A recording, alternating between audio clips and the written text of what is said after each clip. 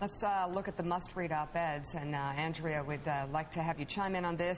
This is The Chicago Way, out of the Wall Street Journal by Kimberly Strassel.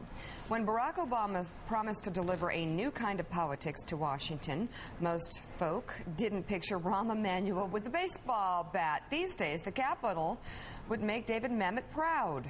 A White House set on kneecapping its opponents isn't, of course, entirely new. See Nixon.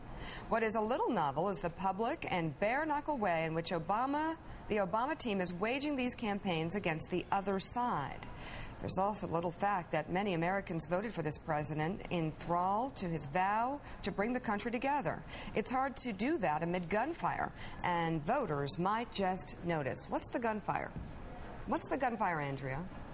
Well, the gunfire is clearly taking those shots at Fox News and laying that up. Yesterday, I did an interview with Lamar Alexander, who had gone to the floor and said that the Obama White House had to be careful that it was not getting into the area of an enemies list. And then on our show at 1 o'clock, he said that he thought that this White House is tougher than the Nixon White House, in which he was an aide.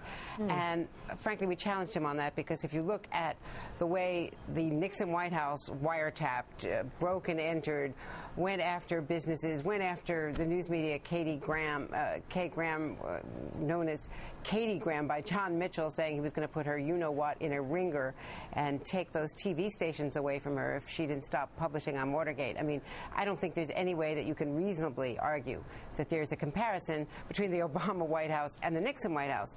But that said, they've been pretty tough, and they feel that they're striking back against their critics, and that it's fair game in politics. Gosh, I just don't see it as a brutal fight. I really think it's made up by the media. I do.